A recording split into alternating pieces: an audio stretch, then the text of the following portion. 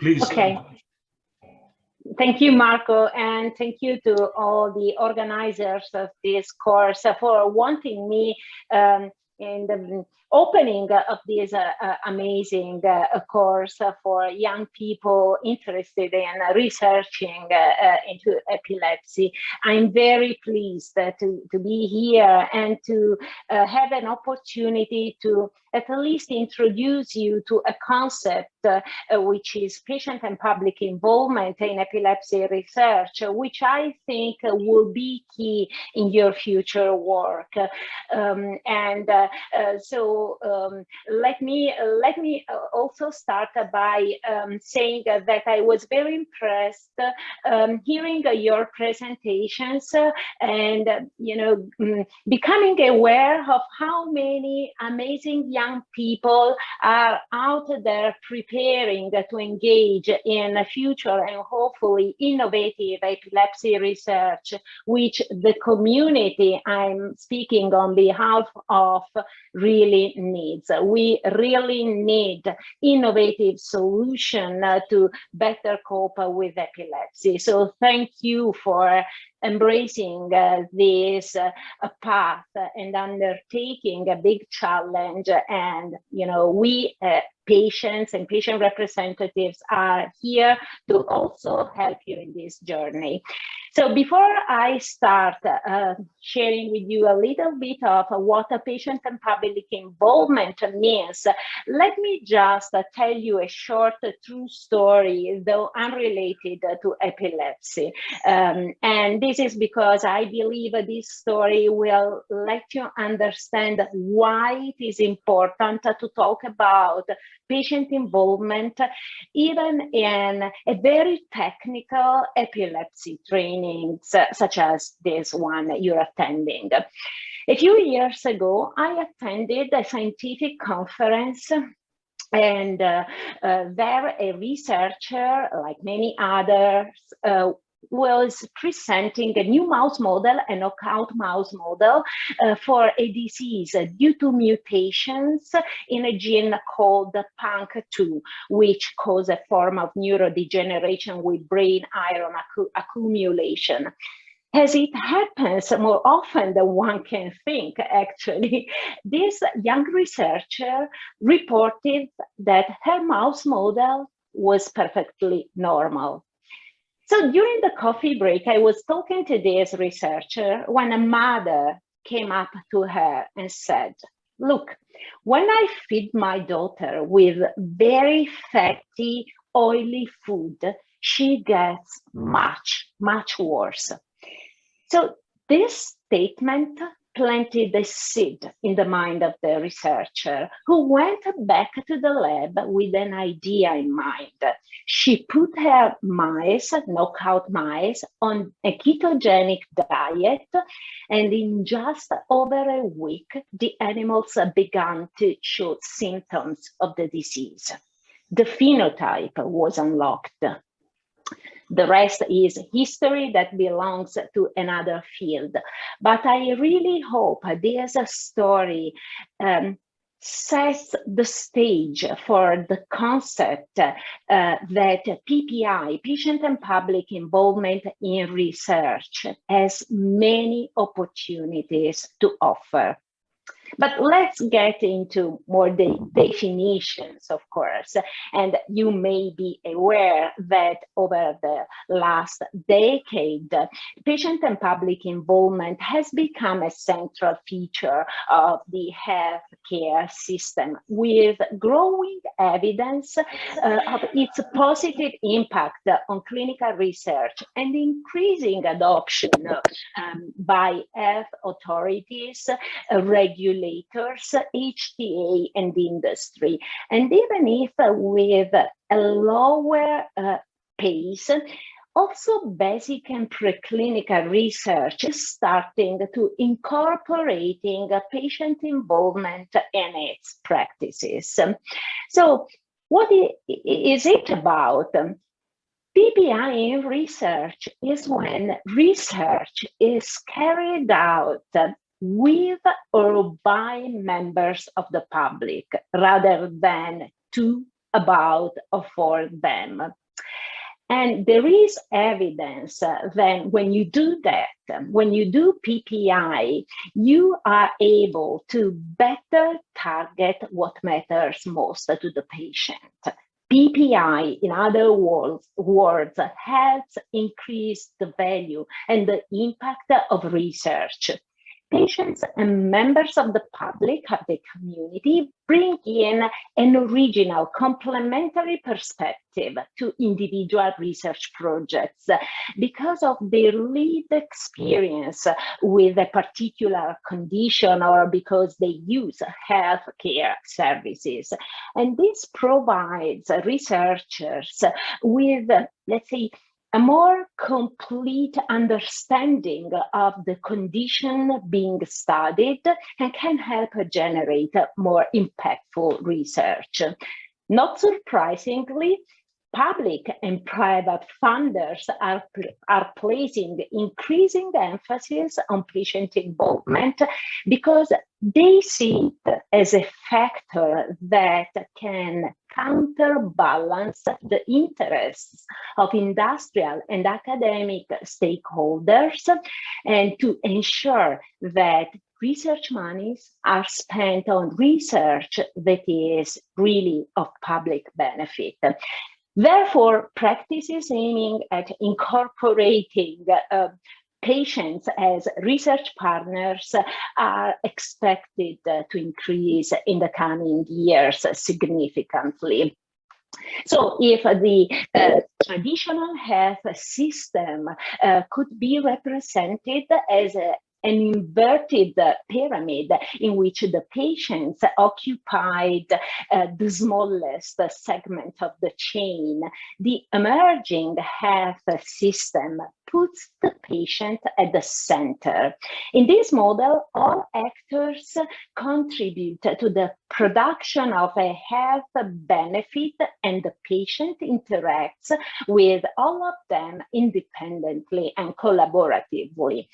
In very recent years, also this model has been kind of criticized, and a new approach is emerging in which the benefit of the patient is central, the shared goal of all stakeholders, including the patient themselves who participate in its creation. It has to be said that this transformation that you see pictured very simply here occurred first and foremost as a result of a, let's say, push from the ground up, a push that throughout history has been initiated by disadvantaged communities with the aim of solving a common problem among the members of the community. And according to some sources, the origin of this phenomenon, so-called public involvement, is in the big movements of social activism, which started in the mid-800s when the first structured self-help groups were born on the initiative of immigrants in the United States to overcome the condition of isolation and the intolerance they suffered. In the 30s, Alcoholics Anonymous was formed, and between the 60s and the 50s, self-help organizations emerged for individuals with physical and mental health problems. Among the first most significant actions in this regard was that of the US-based Cystic Fibrosis Foundation, which is a patient-led foundation, which since 1960s has pursued active involvement, active collaboration with the pharmaceutical industry to the point of investing directly into the production of a drug, Calideco, which is now taken by a well-characterized subpopulation of people with cystic fibrosis. Then the women's health movement between the 70s and 80s, and the HIV/AIDS movement between the 80s and the 90s made enormous contributions to the consolidation of the patient involvement phenomenon. And with time, also federated organizations were created and consolidated, including IBE, bringing together disease groups and different associations and strengthening in this way their voice. The power of these, let's say, umbrella organizations, including IBE, that gathers a membership of 140 epilepsy organizations across the globe, is that they are able to really influence policy and legislation by virtue of their volume, of course.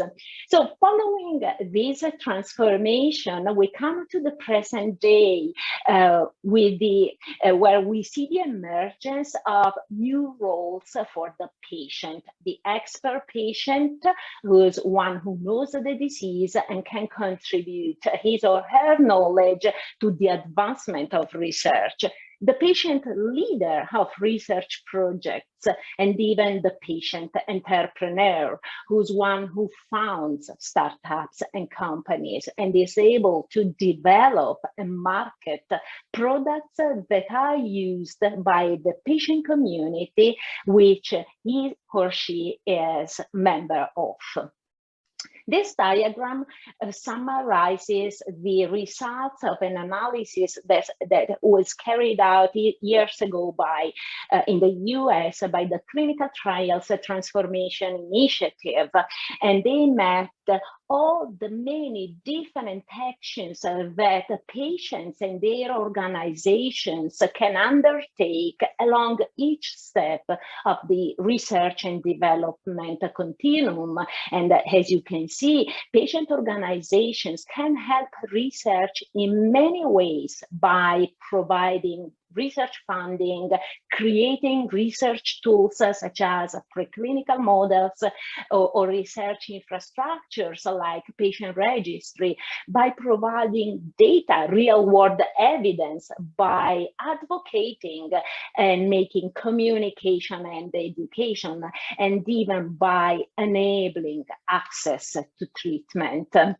So I have to say that in our field, in the epilepsy field, there are a few patient experts who are really equipped to become real research partners, and very few researchers who are really aware and able to promote real patient involvement.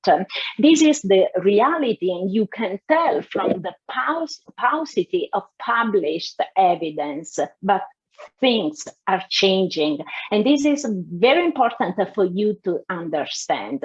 At IBE, we are creating a new knowledge hub, which will encompass an online training academy, which will be focused on empowering and equipping advocates with the knowledge, skills, and tools that they need to position the voice of people with epilepsy in research-relevant forums and processes. This platform will be also a central point for our own research studies and for disseminating the latest data in the field to our community in an understandable manner. The Knowledge Hub will also involve an online training through modules and workshops for researchers and clinicians interested in learning how to embrace and do patient involvement, how to bring patients into their research projects as equal partners. So this was a quick overview, and it took me longer than I was told I should have taken. But there will be so much more to say, and hopefully there will be a future time to talk about maybe the how to. But if I have to leave you with one key message about patient involvement, this is, if you really want to participate in the opportunities that come from patient involvement, you have to become profoundly aware that patient involvement means working in partnership with people in the community you intend to benefit. Involvement means bringing patients into the research processes, ideally with an equal voice. It's about people talking to each other and sharing perspectives. And when this happens, if this happens, patient involvement can really help researchers like yourself to understand better all the things that they don't know and to give a boost to their research work. Thank you for listening, and enjoy this course.